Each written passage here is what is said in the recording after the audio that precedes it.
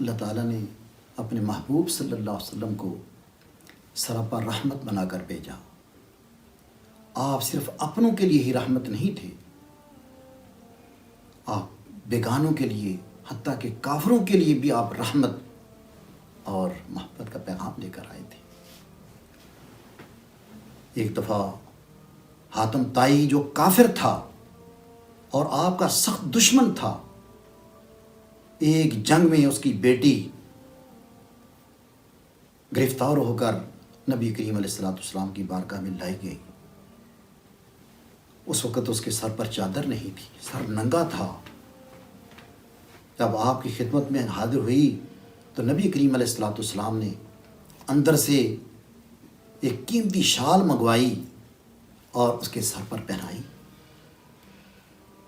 صحابہ کرام بھی آپ کا یہ حسن اخلاق اور یہ انداز محبت دیکھ رہے تھے، وہ خود بھی دیکھ رہی تھی۔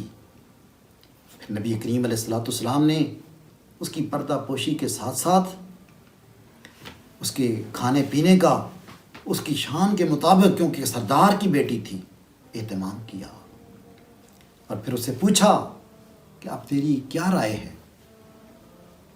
وہ تو قیدی ہو کر آئی تھی، وہ تو سزا کی مستحق تھی، لیکن نبی کریم علیہ السلام ایک کافر کی بیٹی سے پوچھ رہے ہیں، بتا تو کیا چاہتی ہے؟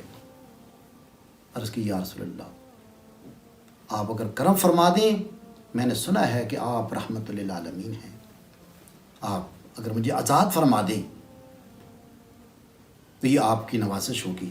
تو نبی کریم علیہ السلام نے صرف اسے آزادی نہیں دی، اسے اعلیٰ صرف شال نہیں سر پر پہنائی، اسے لباس بھی عطا فرمایا اور اس کے ساتھ ایک سواری کا بندوبست بھی کیا، اور اس پر سواری پر سوار کر کے تو نبی کریم علیہ السلام نے اس کو بھیجا، اور وہ سب کے سامنے رخصت ہو کر اپنے باپ کے پاس پہنچی۔ اس کا بھائی عدی نبی کریم علیہ السلام کے ایک سب سے سخت ترین دشمن کی وجہ سے وہ مفرور تھا، اس کے لیے نبی کریم علیہ السلام نے قتل کا اعلان کیا تھا کہ جہاں ملے اس کو قتل کر دیا جائے۔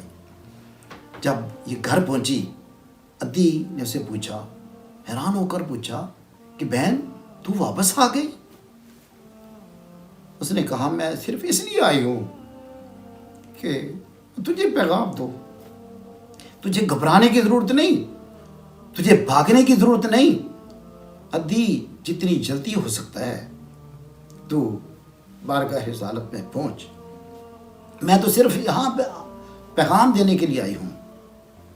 اس نے کہا انہوں نے تو میری گرفتاری کا اعلان کر رکھا ہے۔ کہا کہ آپ جائیں تو صحیح، میرے کہنے پر جائیں۔ اس نے کہا تو تیری کیا حالت ہے؟